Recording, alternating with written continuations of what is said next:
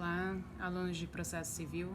Nessa aula vamos falar sobre o importante tema comunicação dos atos processuais.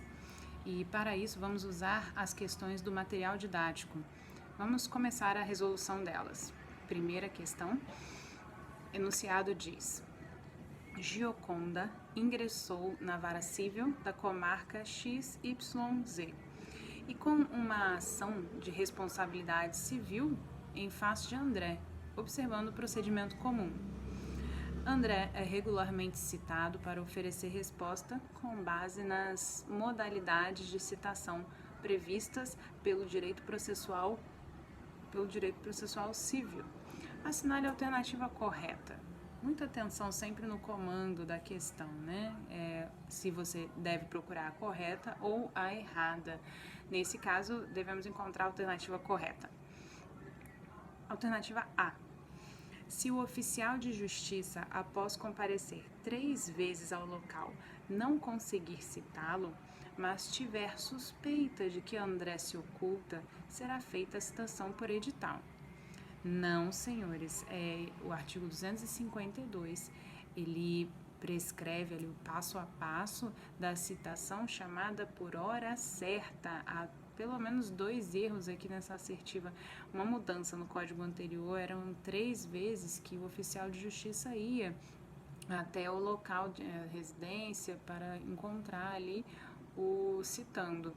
E suspeita a ocultação dele, na 4ª vez ele marcava a hora e já se considerava aí a situação ficta por hora certa. Porém, houve uma alteração da legislação no Código de 2015 e agora bastam 2 vezes para que o oficial de justiça, já na 3ª, ele decrete ali a citação por hora certa. Então, a citação aqui não é a citação por edital. A citação por edital é outro veículo de citação ficta e também não são 3 vezes. A citação são 2 vezes no local e a 3ª já é a citação em si. Então, a alternativa A está errada. Alternativa B.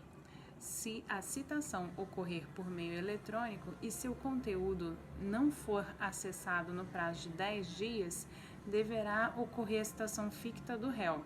Então, chama-se citação tácita, né? O processo eletrônico, ele acelerou, ele facilitou, dinamizou muito os atos processuais. Só que a alternativa traz o conceito equivocado, é a citação tácita, e ela não é considerada, a citação tácita, uma citação ficta. A citação ficta é aquela que realmente, em hipótese alguma, aquele citando, aquele réu, ele pode ser considerado citado, como é o caso da citação por hora certa e da citação por edital.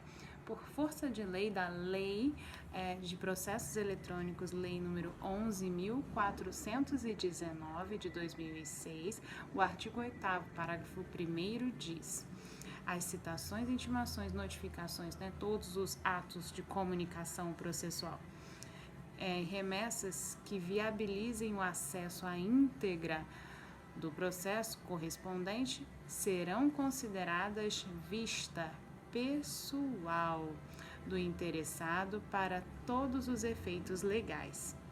Então, nós entramos ali no sítio eletrônico daquele tribunal, a parte entra daquela forma e qualquer contato naquele ato eletrônico, ele é considerado ato pessoal, por intermédio da tecnologia do sistema eletrônico de comunicação.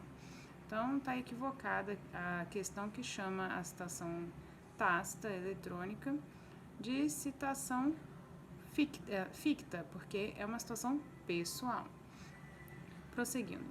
Se o André for pessoa incapaz, não será cabível a citação feita pelo correio. Perfeitamente. Segundo o artigo 247, a citação ela é feita por correio, em regra, mas há algumas exceções, e dentre essas exceções está justamente a tutela do interesse do incapaz, que deve ser citado pessoalmente.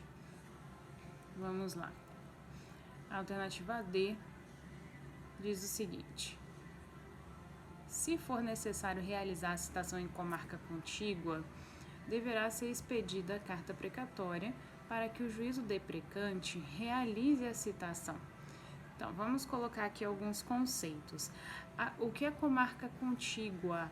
É a comarca justamente que divide ali território, espaço físico com outra comarca.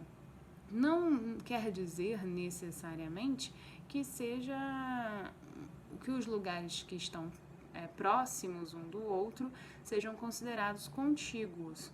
Vamos colocar aqui a ideia, por exemplo, de que Niterói é região metropolitana do Rio de Janeiro, é próximo do município do Rio de Janeiro. Muitas pessoas que moram no Rio trabalham em Niterói, moram no Rio. E às vezes para chegar em outros locais do Rio de Janeiro a distância é maior do que para você chegar em outro município que seria Niterói. Entretanto, Niterói, por incrível que pareça, não é comarca contígua do Rio de Janeiro, porque além de ser outro município, ela não tem divisão territorial com o Rio de Janeiro. Para você chegar ao Rio é necessário ou a ponte ou atravessar por outras vias, por Magé e assim sucessivamente. Então, é um exemplo aí para clarear o que é comarca contígua, certo? Então, o que é e o que não é comarca contígua. Agora, o que ocorre? Para facilitar, para tornar mais efetivo, mais eficaz os atos processuais, nos lugares onde há essa divisória territorial, é possível, não há necessidade que se mova todo o sistema da carta precatória. Então vamos lembrar aí quais são os instrumentos de comunicação processual. Nós temos a carta precatória, temos a carta rogatória e temos aí os auxílios diretos, certo? Temos também a carta arbitral, que vem a ser uma outra forma também de comunicação de atos processuais. A carta arbitral, já para finalizar o conceito dessa ideia, é uma carta emitida de um juízo arbitral para, de repente, outra jurisdição. Agora, a carta rogatória é a carta emitida entre estados soberanos. É um instrumento de auxílio internacional, de cooperação internacional. Existe aí na cooperação internacional o auxílio direto, mas também os instrumentos via aí carta rogatória. E temos, por fim, o instituto tratado na hipótese, que é a carta precatória, que consiste justamente num instrumento para a realização de diligências entre diferentes comarcas. Às vezes, por exemplo, para levantar um patrimônio durante um inventário, é preciso fazer o levantamento desses bens em comarcas que não seja, por exemplo, a do local onde corre o processo de inventário. Podem haver bens em outros municípios e para que essas diligências sejam realizadas, para que seja realizada uma eventual avaliação aí para juntada nesse bojo do processo, é expedida a carta precatória para que o juiz da comarca deprecada possa efetivar essa diligência e assim remeter a diligência para o juízo onde corre o processo, chamado juízo deprecante. Qual a pergunta? A pergunta é: sendo comarca contígua, precisa desse procedimento todo, desse trabalho todo? Não, senhores. Pelo artigo 255, o Código já previu um sistema de facilitação dos procedimentos. Lembrem-se que nós somos regidos aqui no processo civil pela instrumentalidade. Então, nós tentamos realmente viabilizar ao máximo o objetivo daquele ato.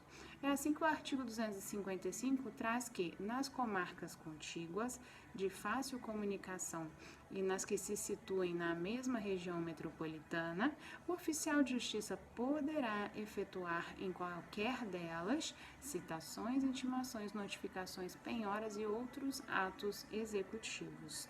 ok? Então, o gabarito da questão número 1 é a letra C. Questão número 2. Jeremias, que ocupa há mais de 20 anos um terreno em uma valorizada área urbana e preenche os requisitos para usufruir o referido bem, decidiu, em 2016, ajuizar a pretensão aquisitiva chamada usucapião. Nesse contexto, é correto afirmar que a ação de usucapião de imóvel, porque é possível usucapir móveis. Os senhores mais à frente verão aí os direitos reais também, que observam justamente essas questões aí de adquirir propriedade sobre bens móveis e imóveis, né? Mas aqui a questão fala de um usucapião de imóvel. Os confinantes serão citados por edital, exceto quando tiver por objeto uma unidade autônoma de prédio em condomínio. Caso em que tal citação é feita pessoalmente, é o contrário. O artigo 246, parágrafo 3º, que disciplina essa questão, ele diz o seguinte: na ação de uso capião imóvel, os confinantes não serão citados por edital, serão citados pessoalmente, exceto quando tiver por objeto a unidade autônoma, em que não haverá a situação pessoal, na verdade haverá dispensa da citação. Então, está equivocada a letra A. Vamos para a letra B. Na ação de uso capião imóvel, os confinantes serão citados pessoalmente, ok? Exceto quando tiver por objeto unidade autônoma de prédio em condomínio, caso em que tal citação é dispensada, ok? É a letra da lei, artigo 246, parágrafo 3º. Então, a princípio, a letra B é o nosso gabarito. Alternativa C, vamos ver qual é o erro? A citação será feita pelo correio para qualquer comarca do país, exceto quando o citando for capaz. Não, exceto quando o citando for incapaz, né, senhores? Vamos lá. Os confinantes serão citados pessoalmente em qualquer hipótese. Não, há exceções, né? Nós já vimos aí no artigo 246 que a unidade autônoma em prédio de condomínio é uma situação em que não há necessidade da citação, tá bom? Então vamos lá, agora questão número 3. Assim diz o enunciado. Em relação ao Código de Processo Civil, assinale a alternativa errada. Olha, muita atenção nesses comandos das questões. Eu vou finalizar aqui e vamos reler esse enunciado no próximo vídeo, ok?